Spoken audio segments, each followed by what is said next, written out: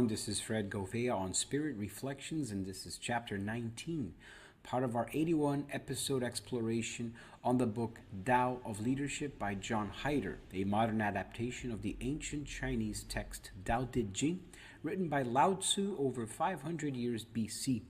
I'm going to read chapter 19, followed by a short meditation, and hope that you enjoy, and this helps get your day off to a great start. And please let me know what you think of these teachings, these ideas, in the comments below. Chapter 19 goes like this. It's entitled Self-Improvement.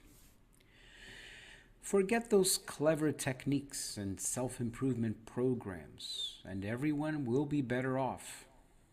Do not promise to cure people, to make people feel good, to make life sane or fair or humane.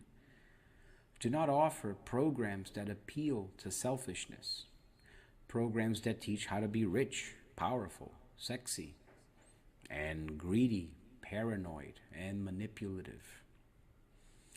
No teacher can make you be happy, prosperous, healthy, or powerful. No rules or techniques can enforce these qualities. If you wish to improve yourself, try silence or some other cleansing discipline that will gradually show you your true selfless self. This flies in the face, and it's very counterintuitive of what we usually read out there. And yet, at the same time, it's quite powerful because it liberates ourselves to be our own teacher, to turn to our own inner wisdom and find in there the true source of our spiritual growth and awakening. Definitely, there are teachers, techniques, and programs out there that can invite us to begin thinking about those things. And it might attract us to a spiritual path if we are otherwise not treading one. But those are merely means to an end, or simply tools to just invite us to become more conscious of these spiritual ideas. The actual awakening process, the actual inner work can only be done by ourselves, with ourselves. There's a passage in the gospel when Peter and the disciples are in the middle of the night on a boat in the Sea of Galilee, and all of a sudden they see this shadowy specter coming to them, and they all get terrified, and they're wondering, who is this? What is this? They think it's a ghost. And only Peter, in the silence of his soul, in his heart, is able to hear and perceive a voice that says, "Peter, it's me, Christ." And he feels drawn to get out of the boat and begin to walk on water.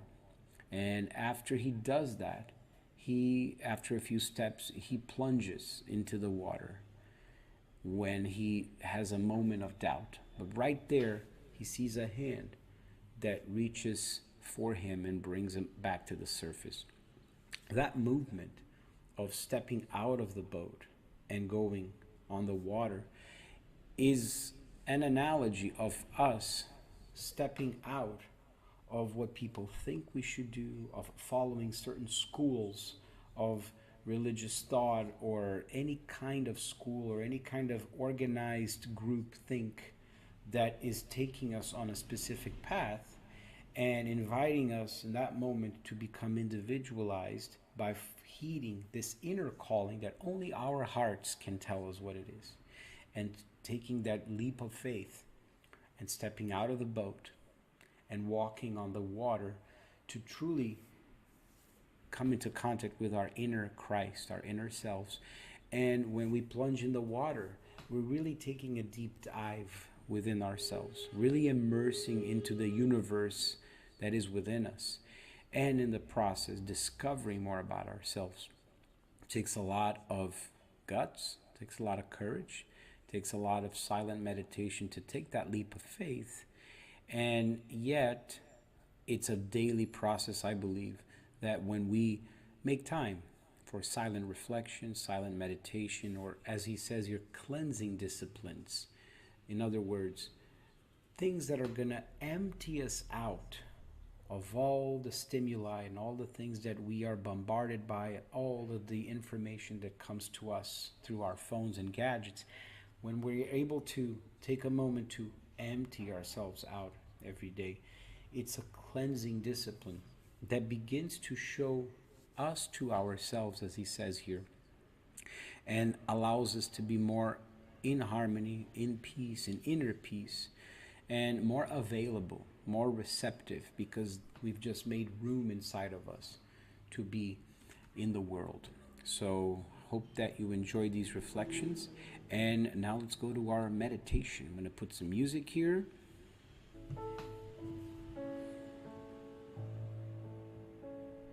So we take ourselves in this moment to that valley in the middle of nature.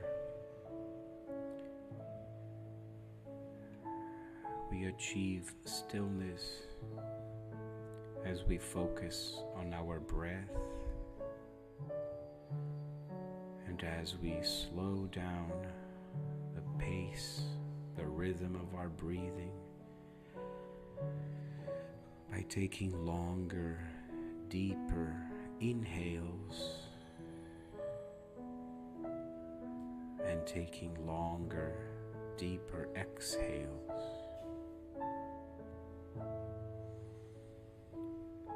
We enter into a comfortable rhythm,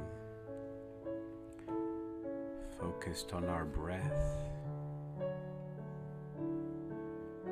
and the more we relax, the longer our breath, the quieter we feel in our minds, the calmer our heart is, and the more available, the more open and receptive we become to how things happen, to the principles of creation inside and outside of us. And so whenever you're ready, let us go to that valley in the middle of the forest, the middle of nature, and it's nighttime, and we see ourselves standing in front of this beautiful lake at nighttime in the bottom of this valley, and we admire the surface of the water on this lake, which is perfectly still. It looks like a mirror image of the night sky full of stars. And we look at the sky ourselves and we see trillions of stars, planets, in silent contemplation of the present moment.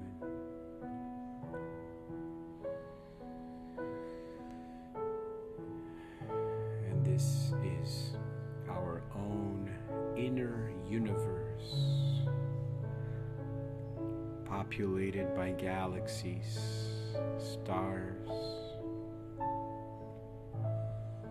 and within each cell of our body resides this same vast universe, filled with potential, filled with creative expression, just waiting to unfold on its own.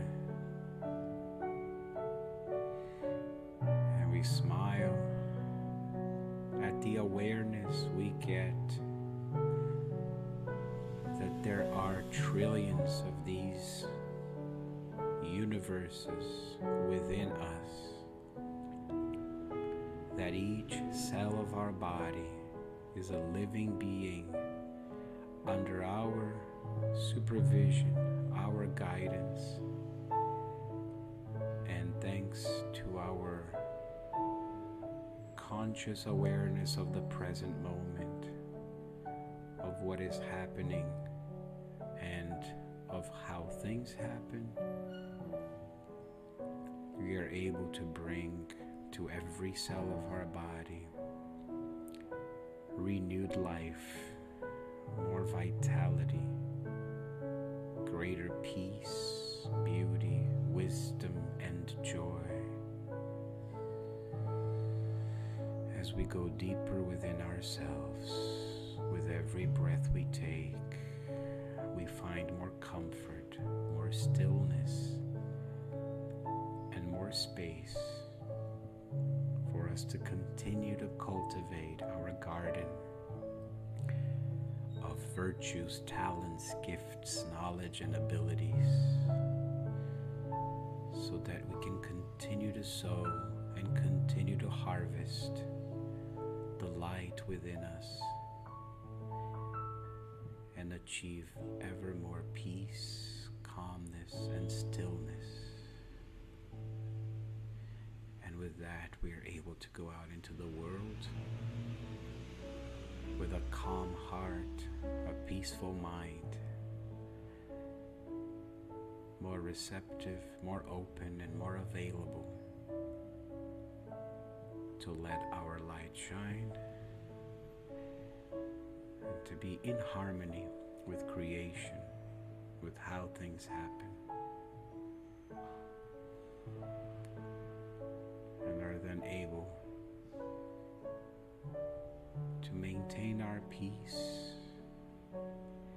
and also be peacemakers wherever we are called to serve. And so with that, we look at once again at this beautiful valley, lake, night sky, and know that we can always go there to nourish our souls. So we take a couple more deep breaths, and if you'd like, open your eyes, stretch, move your body, and get ready to face a beautiful day ahead. That's my wish for you. A great rest of your day.